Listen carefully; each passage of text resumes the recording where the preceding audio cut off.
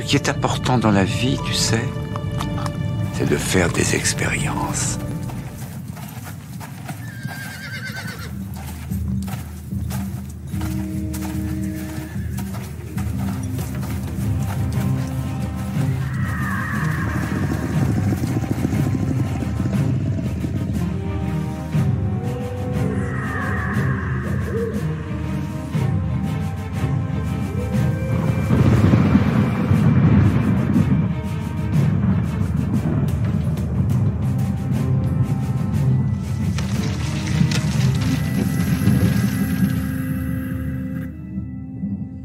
On joue.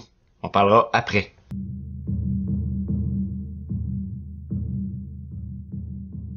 Bonjour, bienvenue dans Point d'expérience, le podcast où nous croyons qu'il y a autant de façons de jouer au jeu de rôle que de joueurs de jeux de rôle. C'est la raison pour laquelle nous allons parler de nos expériences et de nos souvenirs. Sans prétendre détenir la vérité absolue, je suis Damien, alias Smith. Pour cet épisode, je suis accompagné de quelqu'un avec qui j'ai construit déjà beaucoup d'histoires. C'est Betsy. Salut à tous. Et Nicolas Ménard, créateur, entre autres, du jeu de rôle Les Gardiens de Razadian. Bonjour Nicolas. Salut. Alors aujourd'hui, on va tenter de répondre, ou pas, à la question suivante. Comment créer un scénario ? Comment créer un bon scénario ? Accessoirement, pourquoi créer un scénario ? C'est une question qui est assez large, on va voir jusqu'où ça nous mène. La première question que j'ai envie de te poser, Nicolas, pour aller droit au but, c'est est-ce que tu te souviens clairement du premier scénario que tu as créé, si on veut rentrer un peu dans les détails, ça, c'était quoi, quel univers, qu'est-ce que ça racontait? Le premier, je sais pas si c'est exactement le premier, mais il me semble bien que c'est ça, c'est pour l'univers de Gardien, donc justement, que j'ai coécrit avec Julien Mareza. C'était un scénario qui se passait hors campagne. On avait déjà écrit une campagne ensemble et j'avais besoin d'un scénario en plus pour guider mes joueurs, en fait, on va dire. Donc ça se passait sur le premier continent et ils étaient remplis d'idées préconçues sur le monde, en fait. Et j'avais besoin d'écrire un scénario pour leur montrer une facette et leur faire changer un peu leur point de vue. Donc ça s'appelle Les Fantômes du passé. Et voilà, ça raconte l'histoire d'un prêtre errant corrompu et ils sont à la poursuite de ce prêtre et c'était de bons souvenirs. Ouais. Donc si je comprends bien, c'est aussi un scénario utile. Ça, c'est quelque chose dont je parlerai plus tard, c'est le scénario que tu as fait avec un but précis qui est de faire découvrir l'univers. C'est ça. Alors c'est souvent le cas pour moi, quand je crée un scénario, soit j'en ai besoin pour une utilité scénaristique au niveau du monde, leur faire découvrir quelque chose, soit c'est pour faire découvrir des secrets ou des choses comme ça. Souvent moi j'ai besoin d'un but quand je fais un scénario ou d'un thème ou de quelque chose comme ça. Ça je trouve très intéressant parce que moi c'est tout le contraire. Je pars de l'idée que tout le monde connaît l'univers et je meuble l'univers. Je mets des petits trucs, comment dire, je dis toujours que pour moi les jeux de rôle c'est comme une boîte. Et quand tu construis un scénario, tu mets des choses dans la boîte. Et après, ça va se passer. Tes joueurs sont des billes qui rentrent dans la boîte, qui vont interagir avec les choses que tu as déjà mis, et ils vont se passer des choses. Et on va dire que les scénarios, c'est pas fait pour eux. Je l'ai pas fait en pensant au personnage, je l'ai fait en pensant au scénario tel quel, et voir qu'est-ce qui se passe, s'il a une interaction un peu hasardeuse, que ça va être les joueurs. Ça, c'est quelque chose de très intéressant, comme tu dis, parce que on échangera un peu plus tard, si tu le veux bien, sur la façon dont les joueurs doivent interagir avec le scénario, ou l'inverse, le scénario avec les joueurs.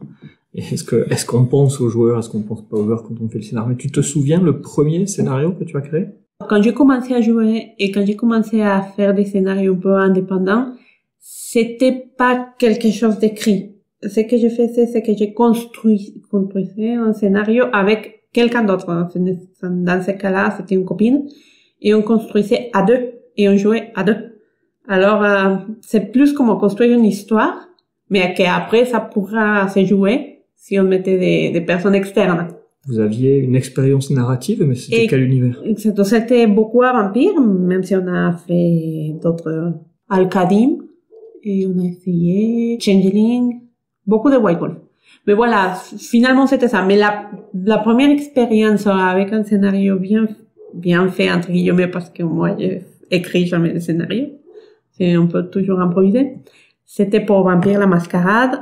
Là, quand je suis arrivée à Paris, c'était compliqué parce qu'en plus, il fallait le faire en anglais.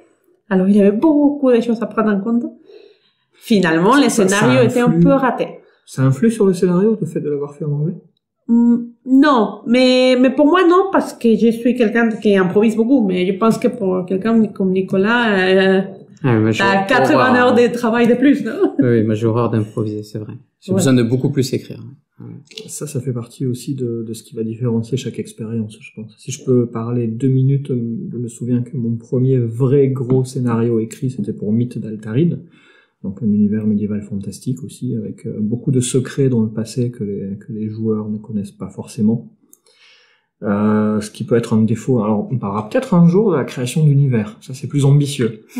Mais quand j'ai fait ce scénario, je suis parti direct sur quelque chose de très exigeant, où les personnages devaient voyager dans le passé, donc qui était déjà quelque chose d'assez disruptif avec l'univers médiéval fantastique. Ils devaient voyager dans le passé pour corriger quelque chose au cours des événements. Avec le recul, c'était trop ambitieux. On a joué la première séance, il y avait 6 joueurs aussi, on n'a jamais réussi à les remettre ensemble. Ça, c'est encore un autre sujet. Et je m'étais inspiré de rien du tout, je m'étais basé sur ma propre imagination, et j'avais pas beaucoup écrit.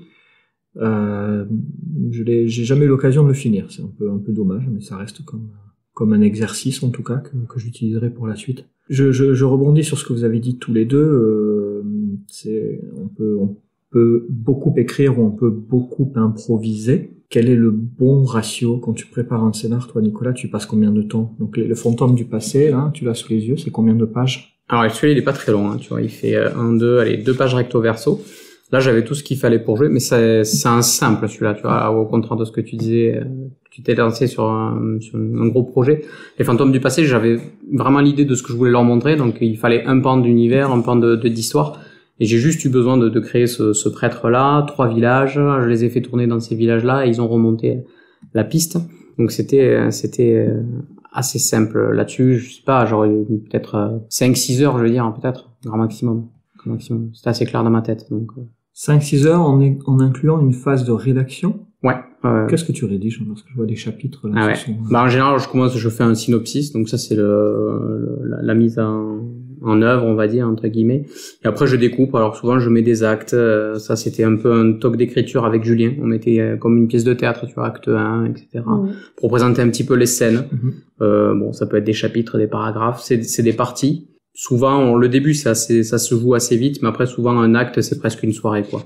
Finalement, tu fais 1 ou 2 actes en une soirée, donc ça a dû représenter 3 séances de jeu, je pense, maximum. Donc ça laisse supposer quand même, hein, pour ceux qui nous écoutent, qui voient pas le papier, qu'un acte qui s'écrit en une demi-page te tient une soirée de jeu. Ouais. Donc 4 ou 5 heures. Oui. Ça signifie quand même que tu laisses la part pour improviser les PNJ, improviser les situations, Exactement. Les lieux, le contenu de la taverne. Exactement. Là, j'ai l'essentiel, on va dire. Je sais que tel acte, ça se passe à tel endroit. J'ai les 2-3 personnages principaux. Derrière, s'il faut en rajouter à la volée, j'ai ma petite liste de noms générée en début de partie, etc. Il y a quand même une part d'improvisation. On peut pas tout écrire, c'est sûr. Et je pense qu'il faut pas tout écrire parce que ça représente beaucoup de travail. Alors, qu'est-ce qu'il faut écrire, toi, Betsy? Tu dis que tu improvises tout. C'est pas si vrai, on a fait les scénarios. 80% de la chose, hein. On a fait les scénarios à 2, dont certains étaient très écrits. Qu'est-ce qui est indispensable quand on écrit? On peut peut-être essayer de réfléchir à ça, là, tous les 3. Quand on a fait nos premiers scénarios ensemble, qu'on a basé aussi dans l'univers de Vampire, on a décidé de faire jouer un groupe d'amis à Vampire, donc lorsqu'on habitait à Paris. La première chose qu'on a fait, c'est prendre le livre Vampire Paris by Night, le mettre de côté, ne pas l'ouvrir, et inventer nos propres vampires. Voilà, ça va dire. Il y en a qui hérissent le poil, peut-être. Donc du coup, on a commencé par dire qui est le prince, de quel clan, qui sont les primogènes. Ah tiens, on va mettre un Trémère. Ah, il est bien tordu celui-là. On va mettre un Blura, ou on va mettre un Assamite, on va mettre des PNJ à droite à gauche. On a fait, et ça je m'en souviens très bien, un classeur entier avec peut-être une 30aine de PNJ. Et une fois qu'on avait fait ça, on n'avait toujours pas fait le scénario. C'est-à-dire qu'une fois qu'on a fait ça, on s'est dit, bon voilà, maintenant il y a des personnages qui vont arriver dans Paris, qui vont dire salut, on est vampires, on est nouveaux, qu'est-ce qu'on fait? Et toute cette partie-là, finalement, on l'a laissé un peu secondaire. Parce qu'on s'est dit, tout ce qui va se passer va tacitement découler de ce que vont faire les personnages et de la façon dont ils vont se présenter au prince ou pas et interagir avec. Et bon, tu as commencé à nous faire jouer, donc tu avais une idée en tête, mais lorsque tu as commencé à nous faire jouer, ça se passait plutôt à Mexico. Alors que j'ai repris le flambeau, qu'on a fait véritablement jouer pour la première fois à Paris, le scénar, on l'a plus ou moins fabriqué au fur et à mesure des épisodes. On a eu des personnages qui étaient assez aventureux, donc on a dit on va leur faire des courses-poursuites à la recherche de rituels qui tuent des vampires, et savoir qui fait le rituel et pourquoi. Ça s'est construit au fur et à mesure, mais donc du coup, nous, on est parti, ce que je voulais dire, c'est qu'on est parti du setting, des PNJ. Et ce que tu dis, Nicolas, finalement, les PNJ, c'est ce que t'as pas écrit. T'as plutôt écrit l'inverse, t'as les actions et pas les PNJ. Ouais, je dirais que ça dépend de la philosophie dans laquelle tu parles, l'expérience que vous décrivez. Vous êtes parti sur un univers, bon, vampire. Moi, je suis pas le plus grand spécialiste de vampires, mais déjà, ça se passe dans un monde quand même qui est le nôtre quand même, donc déjà on a beaucoup plus de repères que si on part sur un univers qui est complètement fantasmé. Bien sûr. Donc ça peut aider aussi, on peut improviser plus facilement dans Paris ou etc. Mais après, l'avantage si on part sur un scénario où on va justement laisser la part belle aux joueurs, effectivement on va mettre moins de cadres parce qu'on va s'appuyer sur ce que eux ils veulent faire entre guillemets.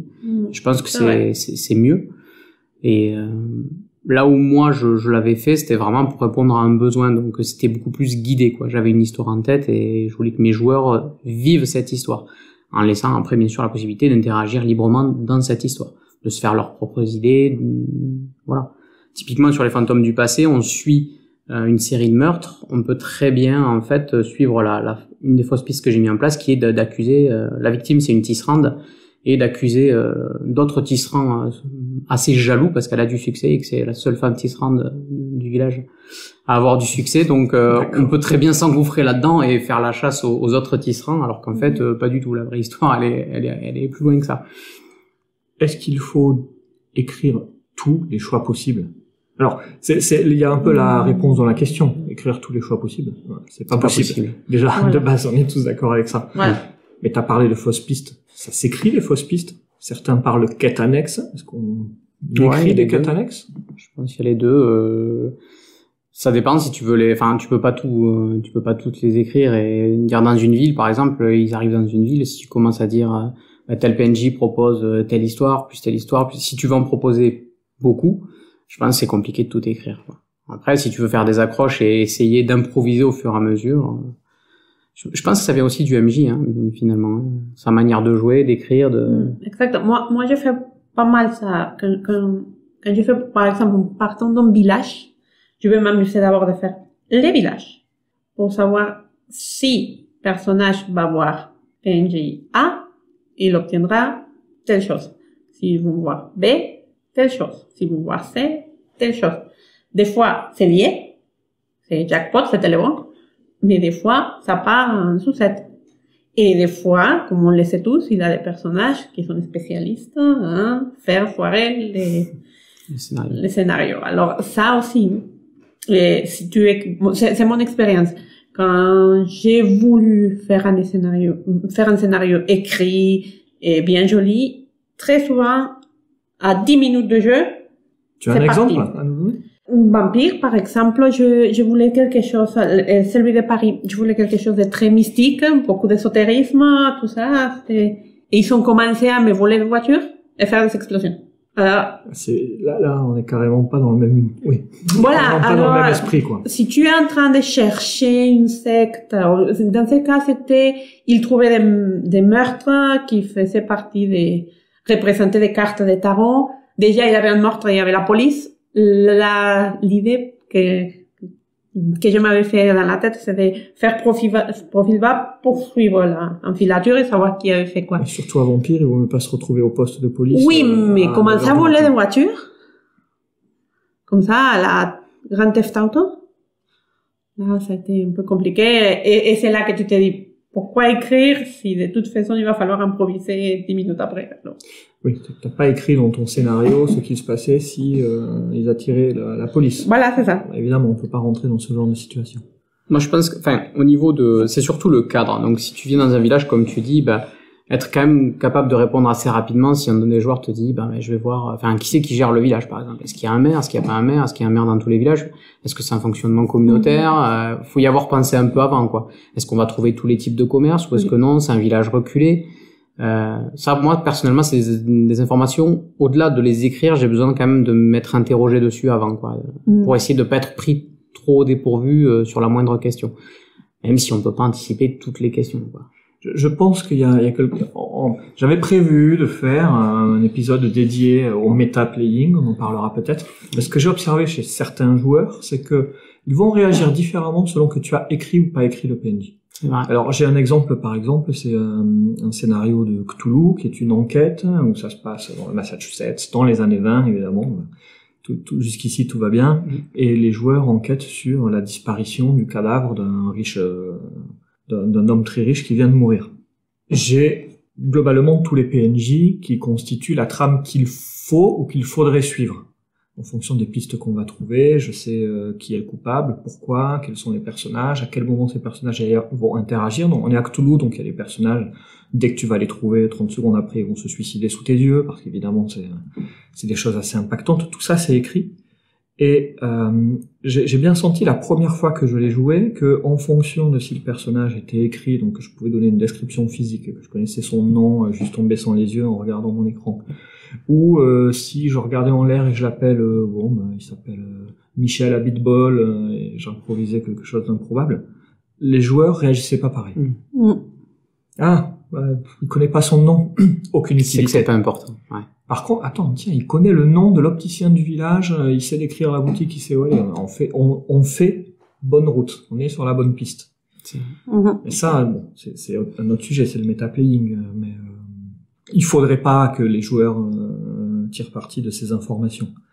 Maintenant, mais c'est vrai que c'est l'avantage, c'est une solution à ce meta-playing, effectivement, c'est de préparer pas mal de personnages pour être réactifs à la réponse et qu'ils aient pas ce réflexe de se dire lui il l'a pas prévu, c'est que ça sert à rien d'y aller, etc., etc. Ça peut être une solution aussi, mais ça demande plus de travail. J'ai fait le travail inverse dans un scénario tout récent, c'était de donner l'impression qu'un PNJ finalement très important pour l'histoire était improvisé. En l'appelant Michel, dès la rédaction du scénar, j'avais appelé le type Michel, j'avais fait une description assez floue, de sorte que quand je l'ai amené dans le jeu, alors quel était ce jeu? En écrivant l'improvisation d'un personnage, j'ai donné aux joueurs l'impression qu'il était, si ça me revient, on jouait à Vampire, on joue tout le temps à Vampire, on jouait à Vampire, le scénario se passait au Pays Basque espagnol, et un des PNJ vraiment important pour l'histoire parce qu'il pouvait aider les personnages et il connaissait l'emplacement d'un objet mystique qui avait été volé par des méchants hunters. Voilà, il s'appelait Michel, ils sont tombés dessus, ils ont cru que ce personnage n'avait aucun intérêt et j'ai pu comme ça avoir une espèce de twist à un moment donné où les personnages, les joueurs ont compris que je les avais floués. Alors c'était assez rigolo. C'est assez vicieux. Non, c'est plus vicieux que rigolo. Mais c'est rigolo pour les meneurs de jeu, mais voilà. Donc dans le scénario, on écrit des actes qui sont des événements, normalement ceux qui vont se produire ou qui se produisent très certainement, parfois des PNJ. Qu'est-ce qu'on fait des lieux? J'ai connu des joueurs, alors on a joué à Barbarians of Lemuria par exemple, avec quelqu'un qui décrivait beaucoup, qui avait préparé les descriptions de lieux, et ça situe vraiment l'ambiance. Quand on arrive quelque part et que ça fait un petit trigger, on voit le meneur de jeu qui sort 10 lignes de description de lieux, ça en jette, et ça rajoute un impact.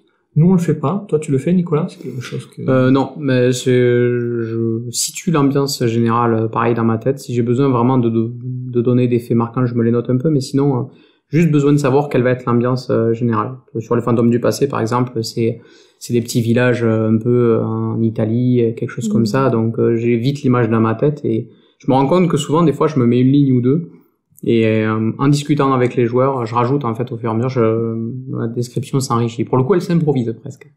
Voilà, parce que j'ai des idées qui me viennent en tête en leur parlant. Donc j'ai juste besoin d'avoir l'ambiance générale. Voilà, est-ce qu'on est dans des verts pâturages, dans des montagnes, il fait chaud, il fait froid, etc., etc. Tu dis que pour les lieux, tu t'inspires de l'Italie, tu y as été? Pas du tout. Et alors il y a les idées préconçues qu'on a de base, les clichés. Ça aide beaucoup Et non, après Internet, Google, les images, etc. Je regarde pas mal de photos, de choses comme ça. Je regarde un peu, quelle est l'ambiance qui s'en dégage. C'est très intéressant parce que ce que j'allais dire là après avoir parlé 10 minutes, c'est que on se rend bien compte que même si on écrit un scénario, on est amené à improviser tout le temps, donc le meneur de jeu. Oui, quand même. Je dis tout le temps. Souvent, la plupart de la session, on est sur de l'improvisation, que ce soit la description du lieu, du PNJ ou de l'action qu'on n'avait pas prévue lorsque les joueurs jouent la voiture. Mais s'inspirer de lieux réels ou de faits réels, c'est quelque chose qu'on peut conseiller aussi dans l'écriture de scénar. Il y a des scénarios où tu t'es inspiré de lieux réels, de faits réels. De faits réels ou de lieux réels. Bah après, Gardien, quand même, il a une vocation. Chaque continent a quand même un pendant sur notre monde à nous. Donc, que ce soit au niveau des cultures ou des choses comme ça. Donc, si je prends, je sais pas moi, le peuple des Lilal qui vont être très proches des guerriers Maasai en Afrique, etc. Donc, on s'inspire pas mal, quoi. Ça donne des idées, même notre mythologie. Il y a plein de choses qui peuvent donner des idées. Ou l'architecture, si je prends la capitale Orasura dans le duché qui est justement italien au royaume des humains.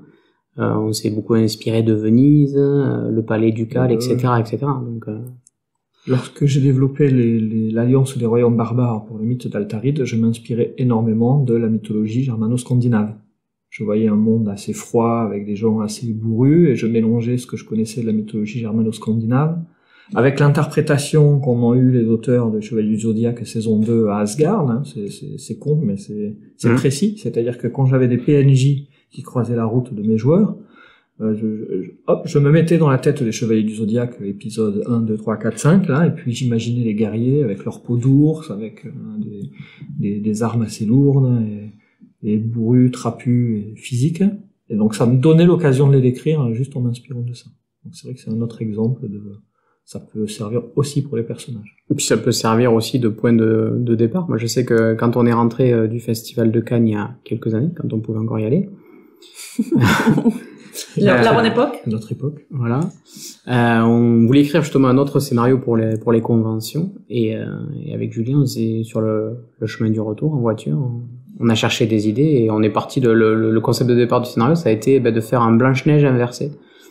C'est-à-dire, au lieu d'avoir une belle-mère qui veut à tout prix le malheur de sa belle-fille, non, là c'est l'inverse, c'est la fille qui supporte pas que le père se remarie, soit heureux et va commettre l'irréparable jusqu'à pousser le domaine familial sous une malédiction de plusieurs siècles, quoi. Ça a été le point de départ du truc et c'était très très très sympa. Oui, moi ça m'est arrivé aussi pour revenir un peu en arrière certains endroits, quand on voyage, certaines atmosphères, tu te dis, mais ça, c'est magique, là, je peux sentir la magie, et ça t'inspire. Tu te dis, ici, j'aimerais bien que les gens qui jouent avec moi puissent voir, mais pas que dans un voyage. Je veux les amener dans un univers comme ça. Et c'est ce qui s'est passé quand on a écrit les scénarios des Aberrant, des dieux mayas. La cité des dieux. Exactement. Scénario pour Aberrant. C'était l'effet d'état Yaxchilán. Yaxchilán, au Mexique, frontière entre le Mexique et le Guatemala. Chiapas. C'est un endroit percé magique. Et ça donne un certain sentiment de quel dommage que je peux pas voir cette ville comme il était à l'époque.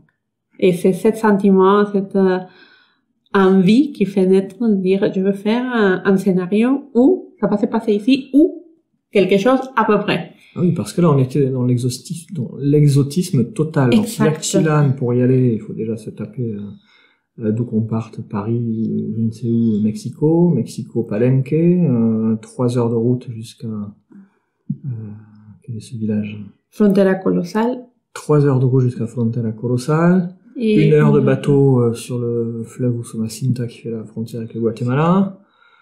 Et puis là, on y est. Donc, on arrive assez fatigué en général. Il y a la difficulté de faire passer tout cet exotisme aux joueurs, mais du coup, c'est super inspirant. Mm. On a été en Italie au monastère de San Frutuoso, qu'on a trouvé assez éloquent, et ça nous inspirait une histoire de fantôme à Changelin. Bon, c'était un peu plus sombre, avec une histoire de serial killer. Oui. Tout le Pays Basque, on parlait de vampires, le Pays Basque, on s'est évidemment inspiré des lieux qu'on a visités. San Juan de Gaztelugatxe qui est magnifique, la ville de Guernica, la ville de Fontarrabie, la ville de Zugarramurdi, on n'est plus au Pays Basque. C'est quelque chose qu'on a l'habitude de faire, s'inspirer de lieux réels. Je parlais aussi des... Alors, on n'est pas obligé de les avoir visités. On n'a pas déjà voyager, je sais pas si on pourra le faire dans 6 mois, 1 an. Et puis, on n'a pas tous la chance de pouvoir voyager, on peut pas voyager à longueur d'année non plus. Heureusement, il y a Google Maps, il y a Google Earth. Oui, exactement. Donc ça, c'est pour s'inspirer des lieux. S'inspirer des événements, c'est quelque chose que vous avez fait? S'inspirer de l'actualité? Souvent. Moi, ce que je peux dire, 70% de mes scénarios sont inspirés du monde de paranormal. Ça me paraît tellement drôle et tellement cool que dès que j'entends une théorie, je me dis, ah, ça, scénario de rôle. Par exemple, celle que je me rappelle, la dernière théorie farfelue que j'ai entendue, c'est que Saint Thomas, en fait, c'était le frère jumeau de Jésus, et c'est lui qui est mort dans la croix, et que Jésus a échappé grâce à ça. Alors, c'est énormissime, quoi. Alors, je me dis, comment je fais ça pour le transformer en scénario? Oui, alors, mais justement, ça rejoint aussi la question du début. Tu prends Dan Brown, il en aurait fait un roman, si ça n'avait pas déjà fait. Alors, toi, pourquoi tu vas en faire un scénario de jeu de rôle et pas un roman? Okay. Où tu mets tes personnages là-dedans? Saint Thomas, il arrive, il s'échappe de la croix, enfin, il meurt à la croix et c'est Jésus qui s'échappe. D'accord, mais tes personnages. Oui, justement, c'est ce que j'ai dit, c'est comme un flipper. Il y a un truc qui s'est passé, il y a des choses qui sont en train de se passer, et les personnages arrivent, voir comment ça interagit. C'est un flipper. Mes scénarios sont des flippers. Alors ça touche forcément à un autre sujet qui est la motivation, dont on ne va pas forcément parler toute la séance là. Mais un bon scénario peut faire un bon roman et un mauvais scénario de jeu de rôle, ou l'inverse, pourrait faire un très mauvais roman et un bon scénario de jeu de rôle. Blockbuster. Selon si tu arrives à y motiver tes personnages dedans, et au travers les joueurs au travers des personnages. Là, j'ai une question à poser à tous les deux, et à moi aussi, éventuellement. Des scénarios préécrits, il en existe plein. On en trouve dans les magazines et sur Internet. Alors, pourquoi créer un scénario? Qu'est-ce qui te motive, Nicolas, quand tu Moi, crées un scénario? en fait, c'est souvent sur les univers créés déjà, où on crée des scénarios, enfin, en particulier. Sur les grosses licences, j'ai tendance quand même à essayer de faire jouer un peu ce qui est déjà écrit.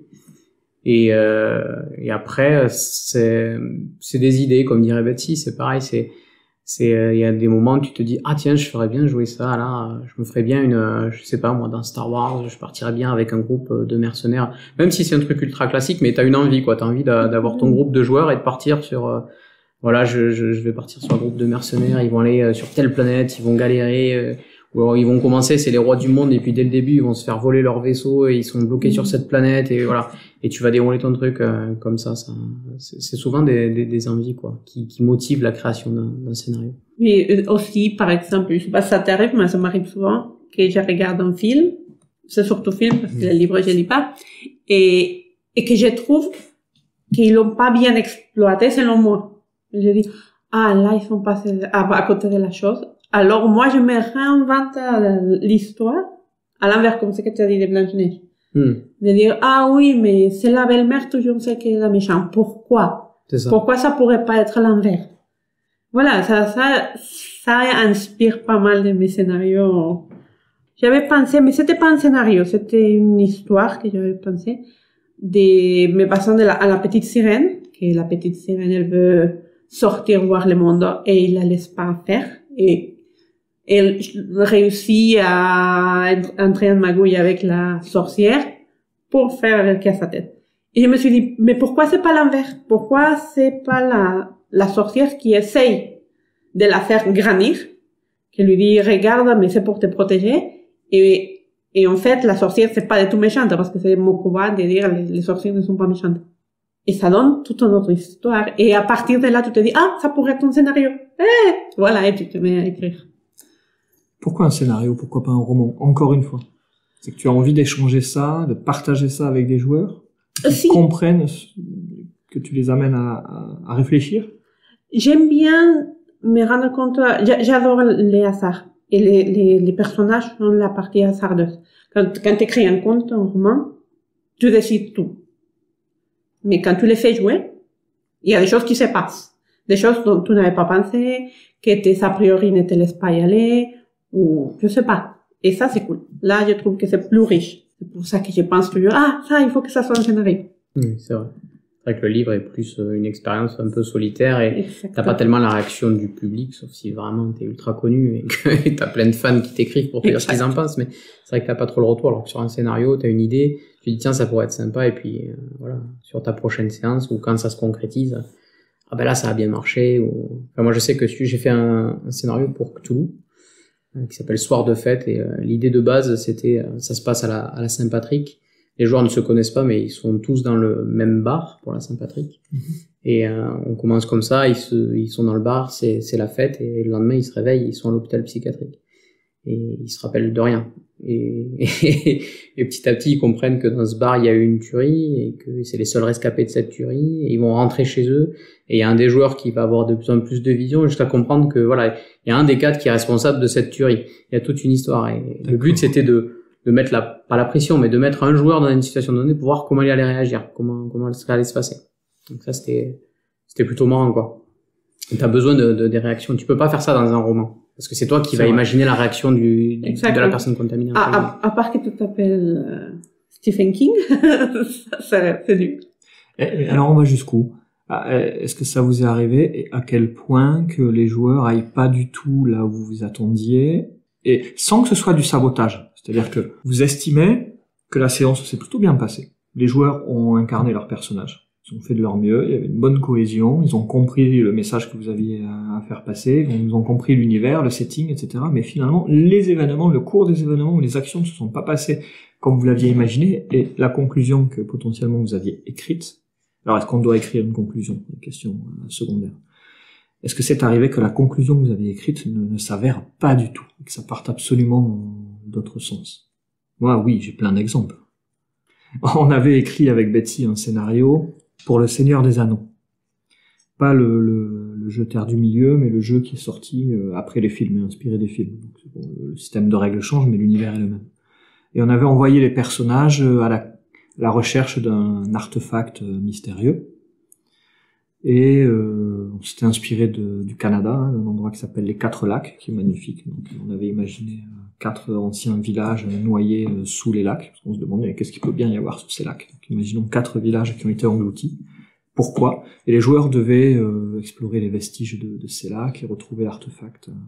Et comprendre que finalement c'était pas l'artefact en lui-même qui était le problème. C'était vraiment les gens qui se battaient pour cet artefact. Donc on avait pris le contre-pied déjà du film du Seigneur des Anneaux. C'était pas l'artefact, le maléfique, et les humains qui sont faibles. C'était toutes les races étaient faibles parce qu'elles se battaient. Bon, on était assez fiers du scénario. Et pendant tout le début du scénario, les joueurs ont commencé à psychoter sur le fait que cet artefact est mauvais, il faut pas le chercher, il est mauvais, etc. Et ils ont finalement fait quelque chose que les joueurs ont le droit de faire, je crois. À la moitié de l'aventure, ils ont dit bon ben non, on va pas le chercher cet artefact. Qu'on revient voir le commanditaire, et on lui dit non, choisis quelqu'un d'autre. Nous on n'y va pas. Voilà, on a été assez pris de court. Bon, il se trouve que le commanditaire s'est énervé et je crois les a tous tués.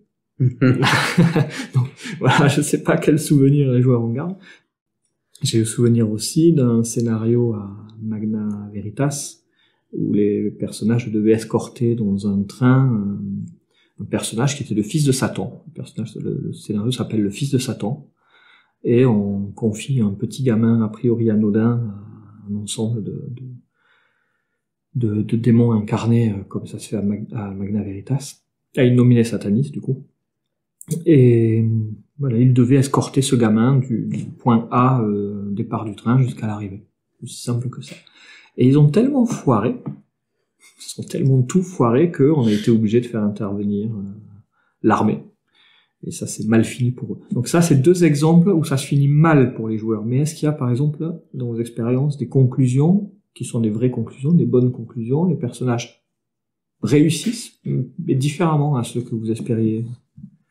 Ou finalement, est-ce qu'on doit toujours les guider vers une seule conclusion? Je sais pas.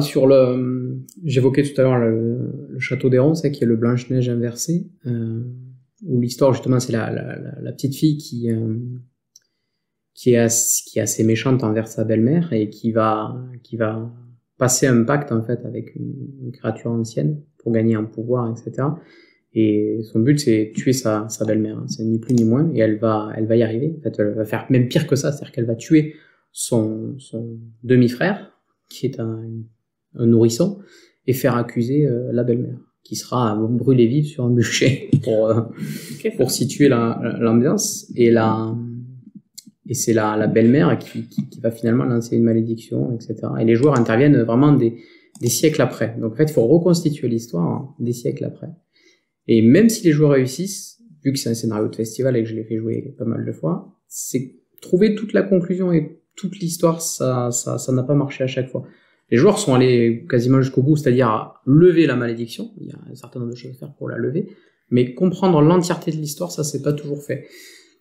Ça, j'ai pas souvenir que ça les ait frustrés, parce que je pense que j'ai eu très peu de groupes qui ont vraiment saisi toute l'histoire. Et non, ils étaient contents d'avoir quand même mené la mission à terme, puisque la mission à la base, les gardiens sont missionnés juste pour escorter une équipe scientifique qui est sur le point de lever cette malédiction.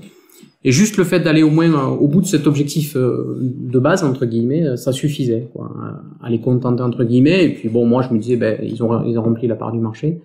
Et voilà, ils ont pas eu toute l'histoire, tant pis. Bon, peut-être parce que c'est un scénario de festival que ça me gênait moins, que si ça avait été un scénario de campagne autour d'une table, qui aurait dû perdurer.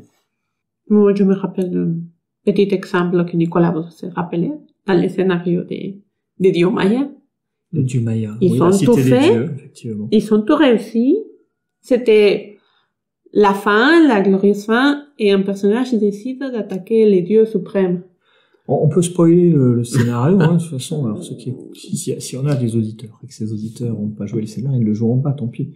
On a fait le parallèle entre les Nova, qui sont les gens avec des super pouvoirs dans Aberrant, et les dieux mayas, en partant du principe qu'il y a une conjonction tous les 2500 ans, et qu'il y a 2500 ans, les dieux mayas étaient des Nova.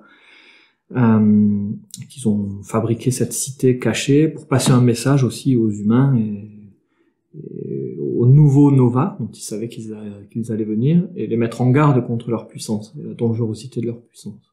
On explique dans ce scénario que l'origine des Nova est extraterrestre, et à la fin, les joueurs, donc Nicolas était joueur, d'autres joueurs découvrent une sorte de gros œuf. C'est ça. Oui, à la fin, il devait parler avec l'œuf et c'est tout, il allait leur donner les messages ultimes pour que tout le monde vive en paix et joyeux, et il attaque. Alors, il a utilisé un pouvoir de portail interdimensionnel, je crois, pour le couper en deux. Oui, parce qu'on parle, mais... Évidemment, ça n'a pas marché, il a fini. C'était pas le personnage de Lionel qui pouvait faire des portails, oui, c'est ça? C'est ça. Je me rappelle effectivement. Oui, il a eu la super idée. Mais chose qui, pour le personnage, pouvait avoir du sens. Je ne sais pas ce que c'est, je suis assez curieux, voyons voir, essayons d'ouvrir cet œuf. Là, mais dans la vie réelle, quand tu es un peu curieux, la paradoxe arrive. Les mauvaises choses arrivent, quoi. Et c'est ce qui s'est passé dans les scénarios. Les dieux n'ont pas apprécié et il a tué. À 2 minutes de la fin. Oui, mais finalement, les joueurs avaient compris ce qui se passait. Oui, et lui aussi, il a compris ce qui s'est passé. T'inquiète pas, on lui a dit. Et moi, j'en garde un très bon souvenir, tu vois, donc, comme quoi, c'est pas parce que t'as pas la clé du scénario, effectivement, que le scénario est raté, donc, c'est pas... Alors, est-ce que ça vous est arrivé d'avoir des scénarios ratés? Pas à cause des joueurs, mais à cause de l'écriture. Vous avez écrit un scénario, vous l'avez testé, et puis ça marche pas. Ce qui m'est arrivé, c'est avec un personnage. J'avais écrit mon personnage pour être les personnages réglo, auxquels tu peux faire confiance, qui est cash, mais il est carré, le personnage. Et il arrive un jour, ils se rencontrent, il est tellement carré, mon personnage, et l'autre, il est tellement pas carré, qu'ils sont pas matchés. En fait, ils se sont clashés. Et des faits qui se sont clashés, l'aventure était à 2 doigts de partir en fait. Mais est-ce que c'est lié à l'écriture? Non, c'est lié à l'interprétation, je crois. Peut-être que si j'avais écrit plus, donner les répliques exactes, tout ça, peut-être que les messages seraient passés plus clairement et mon joueur ne serait pas comporté comme il s'est comporté. Je sais pas. Mais je te dis, si ça m'est arrivé qu'un personnage, tu l'avais prévu comme celui qui va aider les joueurs, Et ça finit comme l'ennemi ultime des joueurs. Tu te dis, ah, non, il y a un truc que ça, à la rigueur, pas fait. je crois que ça peut être lié à l'interaction avec les joueurs, hein. C'est le facteur, c'est une variable d'ajustement, mais un facteur que tu maîtrises pas. Bah, je peux donner un exemple. On a fait un scénario de Trash. Trash, c'est un jeu inspiré des jeux vidéo de combat, de Street Fighter, de King of Fighter, etc. On s'est éclaté à faire un scénario, à faire des personnages de joueurs pré-tirés, inspirés de tous les clichés du jeu vidéo. Alors, t'avais l'extraterrestre qui était venu jauger les compétences des humains, t'avais les jumeaux, tu avais celui qui était venu venger sa sœur qui avait été tuée par l'organisateur du tournoi. Donc, on avait vraiment joué sur tous les clichés. Ça se passait sur un paquebot dans les eaux internationales, sur un tournoi clandestin. On s'est super fait plaisir. Mais c'est un scénario qui, en termes de jeu, marchait difficilement. Parce que, bon, déjà, faire un tournoi, en soi, ça ne marche pas. Tu peux pas faire, ou tu peux, alors, si quelqu'un sait comment faire, il nous envoie un commentaire, s'il écoute ce qu'on est en train de dire. Envoyez-nous des commentaires comment on fait jouer les tournois. Alors, on a décidé de pas faire jouer le tournoi. On n'aurait pas pu se faire combattre des personnages entre eux. On a décidé que le tournoi commençait à peine, qu'un événement allait survenir et que les joueurs allaient devoir se rendre compte qu'ils étaient fourrés là où il fallait pas. Et on était tellement à fond sur le scénario qu'on a peu exploité le jeu, par exemple. Le jeu en lui-même, c'est un jeu qui encourage les joueurs à créer leur mécanique de combat, à faire des enchaînements de coups. C'est un jeu très mécanique. On avait une table de 6 joueurs en plus. Donc c'était compliqué de donner la place aux joueurs qui voulaient se battre en faisant des cinématiques de combat. Mais pour moi, l'écriture du scénar fait que c'était pas si jouable que ça, finalement. J'en retiens que on s'est beaucoup fait plaisir à l'écrire, mais qu'on aurait très bien pu écrire une nouvelle, un fanfic sur un univers donné qu'un scénario de jeu de rôle. Sur Guardian, enfin pour le coup je rebondis juste à tournoi, bah ça me fait tilt. C'est vrai qu'on a un scénar qui s'appelle les jeux interguildes, enfin le tournoi interguilde. Il y a quand même un tournoi qui s'organise chaque année entre les guildes pour les classer entre guillemets ou pour vérifier le classement, puisqu'il y a un classement, elles sont ordonnées en puissance. Donc on a quand même fait un scénario qui se passe lors d'un tournoi, mais effectivement il n'y a pas que ça. Il y a le tournoi avec les différents combats où on arrive justement à proposer des scènes d'action aux joueurs, etc. Et puis ils sont contents de progresser dans le tableau, mine de rien ou pas.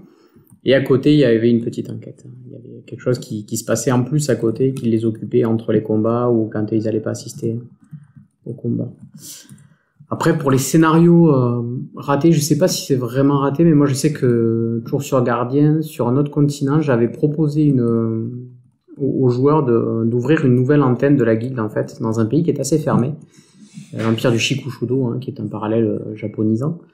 Et donc empire assez isolationniste, et je leur ai proposé d'ouvrir une antenne là-bas avec toute la gestion que ça implique en fait, c'est-à-dire d'être les nouveaux gérants de cette antenne avec l'aspect recrutement, gestion de l'argent, etc., en me disant tiens c'est quelque chose qu'on fait pas forcément dans un jeu de rôle, et ça n'a pas du tout marché. C'est-à-dire que j'avais beau avoir préparé des postulants qui donnaient leur CV, voilà, moi j'aimerais bien intégrer la guilde, leur faire des épreuves, tout ça, ça n'a pas marché, ça a pas collé. Alors est-ce que c'est défaut d'écriture, défaut de mise en scène, ou les joueurs qui avaient pas du tout envie de faire ça à ce moment-là, je saurais pas le dire, mais pour le coup ça n'a pas marché. Après, une fois passé la déception, quand même pas évident de se remettre à travailler sur un scénar qui a pas marché. Je pense qu'on a tous une énergie limitée, donc on préfère passer à autre chose en général. Mais bon, c'est des choses qui arrivent. C'est des choses qui ont dû arriver aussi aux plus grands auteurs de jeux, je pense.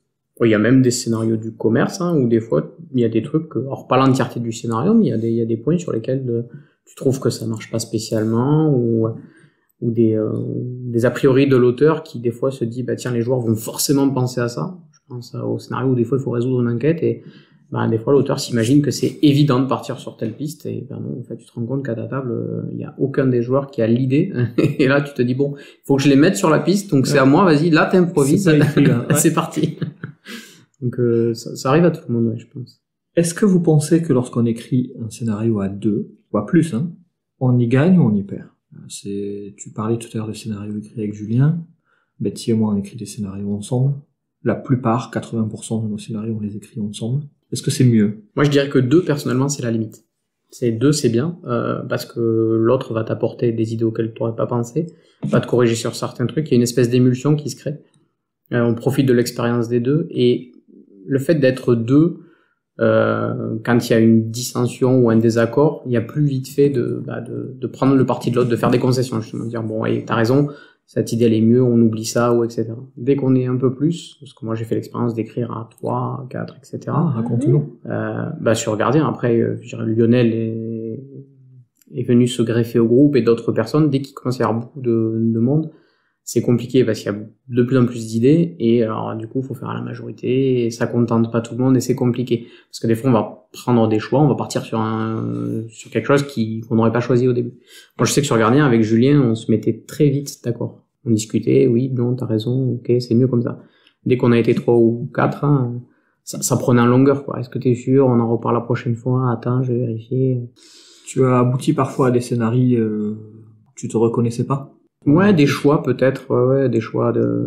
Bon, alors sur les scénarios encore, ça reste limité parce que c'est essentiellement Julien ou moi qui écrivons sur les scénarios. Après, c'est plus la partie univers, des fois, où là, on arrive à des fois à des choix où moi je me dis maintenant, bon, ben, ok.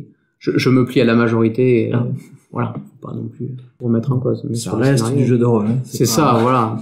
Ça reste du jeu de rôle. Il faut rappeler qu'aucun de nous n'a gagné de l'argent, je crois, dans sa vie avec ça. Donc, je pense qu'à 2, t'as quand même quelque chose de plus étoffé. T'as un peu plus de contenu. Parce que toi, tu te contentes, tu vois, moi, mes scénarios tout seuls sont quand même très sommaires.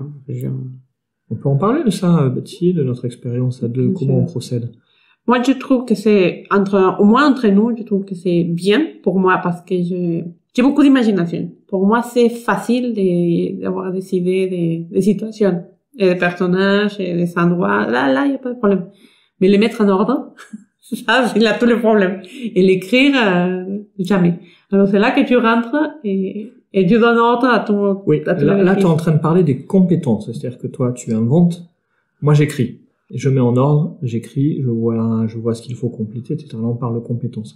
Après, dans la partie création, je trouve qu'on est bien complémentaires aussi parce que être à 2, c'est provoquer un échange. Mmh. Et surtout, ce que j'aime faire quand on crée un scénario à 2, c'est se mettre à la place du joueur. Tes joueurs, tu vas leur dire quoi? Ah, ok, oui, mais attends, moi je suis joueur, je vais partir à gauche, je vais pas partir à droite.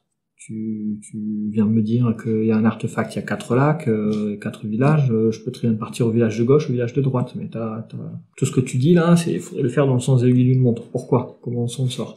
Je vais poser, moi j'aime beaucoup faire ça, poser les questions d'ailleurs, si quelqu'un veut que je fasse ça, hein, poser les questions pour trouver là où ça blesse dans un scénar. Je pose des questions, tu t'énerves, tu réponds, je repose des questions, et finalement, on arrive à avancer comme ça, en se mettant à la place des personnages. Et on arrive à trouver, à avoir quelque chose de plus solide, on arrive à plus tenir les écarts. J'imagine beaucoup, j'anticipe beaucoup, et ça c'est vrai même quand j'écris le scénario seul, c'est plus facile à 2, j'essaye d'anticiper les réactions des joueurs, en me basant sur des joueurs que je connais, compris des joueurs qui sont plus saboteurs que d'autres, des joueurs qui suivent plus. Qu'est-ce qu'ils feraient là? Tu le racontes à Alice ou tu le racontes à Bob, comment ils vont réagir? Est-ce qu'ils vont voler une voiture? Ou est-ce qu'ils vont faire profil bas? Et il faut que le scénario apporte une réponse aux 2. Non, on rejoint la question de toutes les possibilités. Je crois pas qu'on puisse toutes les écrire. Mais tu peux fabriquer ton setting de sorte qu'il n'y ait pas de voiture à voler déjà. Et un autre avantage de faire des scénarios à 2, c'est la possibilité de les décaler. Je m'explique. Quand l'univers du jeu t'incite à l'humour, par exemple Innominé Satanis Magna Veritas, si tu crées un scénario tout seul, il peut vite être plat. Voilà, t'as des archanges, ils s'incarnent, et puis il faut qu'ils remplissent une mission. C'est bien, mais le fun, il n'est pas toujours naturel. Quand t'es 2, l'un des 2 peut présenter une situation, et l'autre peut rebondir dessus en ajoutant des éléments tout à fait décalés. On a un scénario de Magna Veritas qui s'appelle La tête d'Henri IV, où ça se passait quand il y avait les deux potentiels héritiers au trône de France, hein, le descendant des Valois, le descendant des Bourbons, et que la tête d'Henri IV refait surface parce qu'elle a été dérobée, et puis il faut à tout prix que les personnages aillent la retrouver. Je sais plus quel est le rapport d'ailleurs avec Dieu et les démons là-dedans. Quand on est parti de cette idée-là, l'un de nous 2 donnait une idée, et puis on l'a décalée, donc on s'est retrouvé à faire que les joueurs incarnaient des vieillards, et que ces vieillards doivent se retrouver à un moment donné dans une convention de jeux vidéo, à courir après des jeunes pour leur dire « Ah non, ne signe pas un pacte avec le diable », tandis que les partisans du diable font circuler des papiers qu'ils font signer à tous les jeunes pour vendre leur âme au diable, parce que pour accomplir leur rituel, il leur faut 500 signatures, quelque chose comme ça.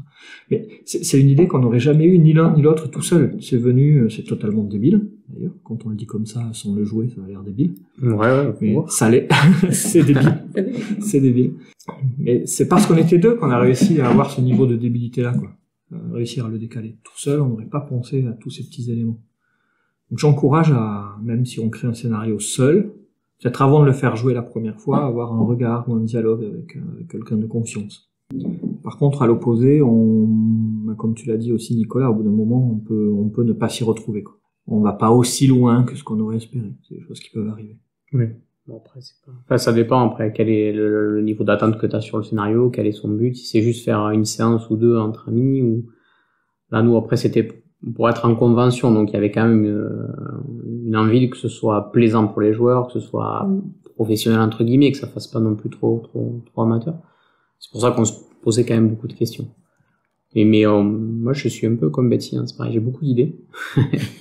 J'écris par contre, mais je suis pas du tout ordonné. Donc là, si on reparle sur les compétences, moi, c'est Julien qui a cette capacité à prendre tous mes brouillons et à en faire quelque chose d'hyper carré. Je suis toujours étonné.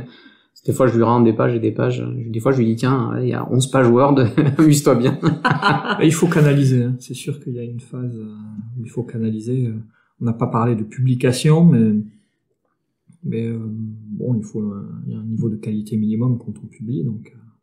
Est-ce que, justement, là, sans évoquer tous les aspects légaux de la publication, parce que je pense qu'aucun de nous trois est bien placé pour répondre, comment on fait pour rédiger un scénario qui sera joué par d'autres meneurs de jeu? Quand on écrit, on voit bien, on se voit à sa table et on se voit lire ses notes et il y a tout ce qui est tacite, tout ce qui est pas dit. Est-ce qu'il y a des astuces à donner à des meneurs de jeu qui veulent écrire pour d'autres? Je pense qu'il faut s'inspirer quand même de ce qu'il y a déjà dans le commerce quand même, parce que je pense que la technique d'écriture, elle est quand même, elle se retrouve. On voit bien que les gens mettent en place une introduction. Si je prends la gamme de chez Star Wars, en fait, leurs suppléments, ils sont toujours écrits de la même manière. C'est-à-dire qu'ils vont présenter l'aventure générale, puis chaque partie, les personnages principaux, etc. Et puis après, ils vont rentrer dans le détail. Donc, je pense que si on veut écrire pour le public, faut quand même se forcer à trouver quelque chose d'ordonné et le plus clair possible, quoi. C'est compliqué, enfin, surtout pour moi. Typiquement, je suis vraiment le mauvais exemple parce que je n'y arrive pas.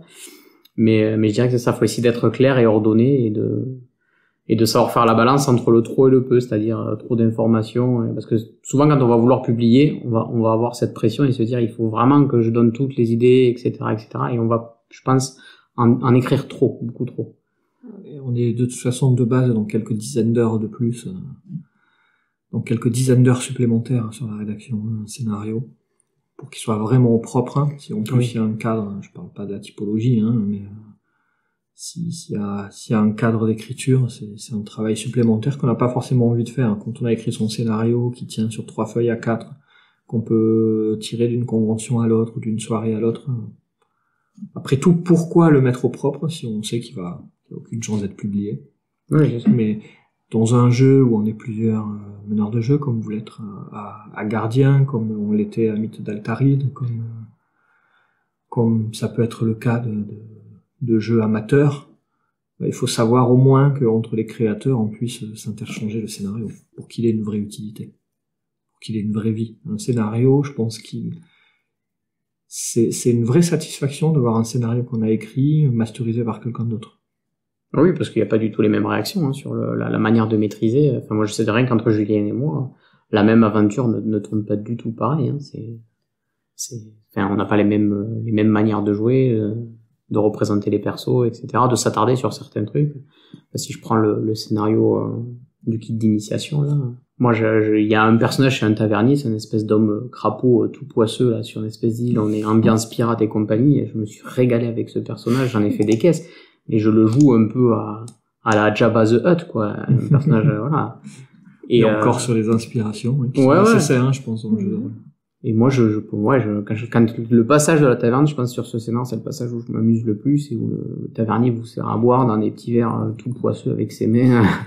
C'est dégoûtant, il vous sert une espèce d'alcool immonde, et voilà. Et alors que Julien ne va pas du tout s'attarder sur cette partie-là, quoi. Exact, parce que ça aussi, on rentre dans une partie qu'on n'a pas exploité beaucoup, peut-être que ça fera une autre émission, c'est les PNJ attachants. Il y a certains que tu crées et que tu les vois, plus que tu les as créés, tu les vois immédiatement. Je dirais qu'ils te parlent. Je dis, j'ai fait ça, je me comporte comme ça, j'aime ça, quand tu me verras, je serai habillée comme ça. C'est incroyable. Et c'est là, ils font beaucoup de poids dans l'aventure, dans ton scénario. C'est la partie setting du scénario qu'on ne doit pas négliger. Mais attention à ces personnages, de temps en temps, il peut te manger le scénario. Moi, ça m'arrive. Comme je ne suis pas ordonnée, que je laisse beaucoup aller, c'est là, ils me mangent de temps en temps parce qu'ils prennent beaucoup de place. Les joueurs croient qu'ils sont très importants quand ils sont pas importants du tout. Et ça me foire la chose. Parce que tu es sur une façon d'écrire un scénario qui est, encore une fois, plus une façon d'écrire un setting. Le scénario est secondaire, parce que après tout, est-ce que c'est pas l'avantage d'un jeu de rôle que les joueurs peuvent évoluer sans scénario?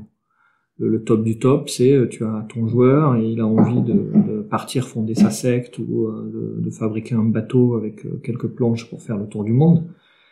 Si tu lui permets de faire ça, s'il faut, il va s'éclater, alors que tout ce que tu as écrit, ça prend 8 pages, 10 pages, tu as les inspirations avec des arbres de décision de ouf. Finalement, il va s'éclater à faire le tour du monde avec son bateau. Ça rejoint la motivation, encore une fois. Le problème, c'est que tu as 4, quoi. Tu peux pas laisser les 4 faire ce qu'ils veulent. Ouais, c'est ça. Mais on a souvent un groupe. C'est ça le problème. Je reviens parce qu'il y a un exemple qui me vient en tête, là. À Orasura, au niveau du marché, je sais plus pourquoi, j'avais improvisé un personnage à la volée qui était un espèce de vendeur à la sauvette, le fameux vendeur de porte-clés ou de souvenirs. Je sais pas si tu vois ce type de personnage. Et c'était juste pour donner des informations, en fait. Voilà, c'était quelqu'un, il fallait représenter quelqu'un dans ce marché et j'avais décidé de faire ça. Et les joueurs se sont attachés à ce personnage-là et je sais pas, ils ont voulu le suivre. Donc il a fallu que j'improvise, quoi. Je les ai fait remonter un pan de la ville jusqu'à finir dans les quartiers de bas-fond où, en fait, il s'occupait de tous ses frères et sœurs. Enfin, voilà, il cherchait à avoir de l'argent, etc. Mais ça a pris énormément de temps sur le scénario alors que ça n'avait rien à voir. Exact, oui. Donc ça, je comprends ce que tu veux dire quand d'ailleurs on se fait manger, c'est que petit à petit t'as envie et ça les amuse, donc toi t'as envie de continuer. Mais si les joueurs s'amusent. Mais oui, après c'était très amusant. Si les joueurs s'amusent. Je pense qu'ils s'en rappellent tous encore aujourd'hui, ce personnage-là. Et est-ce que rétroactivement, tu dois pas réinjecter dans ton scénario? Et c'est ça, derrière, tu te dis, est-ce que finalement je le remets pas maintenant officiellement, vu tout ce qu'on a développé à côté? Bien sûr. Tu donnes une place, tu donnes une vie. Est-ce que, quand on crée un scénario, on est forcément lié à un univers, ou est-ce que ça vous est arrivé de créer un scénario transposable à d'autres univers? Alors je pose la question pourquoi. Moi, quand j'ai commencé à jouer à Mythe d'Altaride, univers médiéval fantastique, ça m'est arrivé de prendre des fascicules de scénarios de Donjons et Dragons et de les faire jouer. Juste changer quelques races. Et non, pas du plagiat. Je faisais jouer des scénarios, je montrais le fascicule au joueur, je disais voilà, ce scénario s'appelle Trouble à Tragidor, c'est du Donjons et Dragons, sauf que je changeais les races pour que ça colle.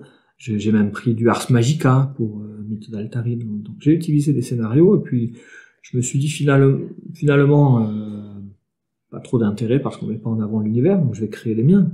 Mais lorsque je crée les miens, est-ce que je peux pas chercher à être générique? Si on fait un scénario de Numenera, qu'est-ce qui nous empêche de le jouer à Donjons et Dragons ou à Shadowrun selon le côté de Numenera qu'on exploite? Est-ce que vous avez des expériences comme ça qui sont transposables? Moi, j'ai pas transposé. Non. Souvent, je joue dans un univers donné, donc je prends soit un scénario existant, soit je crée et je crée dans l'univers. Mais je crois que j'ai failli le faire pour jouer du World of Warcraft.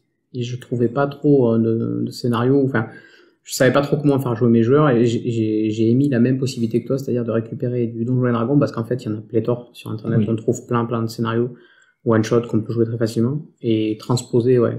Je sais pas si je le ferais moi-même. À la limite, je prendrais plus comme t'as fait. Je prendrais quelque chose qui existe et je le transpose dans un autre univers. Mais si je dois créer quelque chose, c'est que j'en ai une envie. On va rejoindre la motivation de tout à l'heure. par rapport à un univers donné, je pense. Et du coup, là, tu vas exploiter Ouais. les caractéristiques de l'univers, Je les pense. clans à vampires, tu vas exploiter les secrets du passé à Gardien ou C'est à ça. Altarid.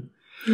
Par exemple, par contre, si tu pourrais très bien considérer un scénario de Marvel Super Heroes et le faire jouer à Aberrant.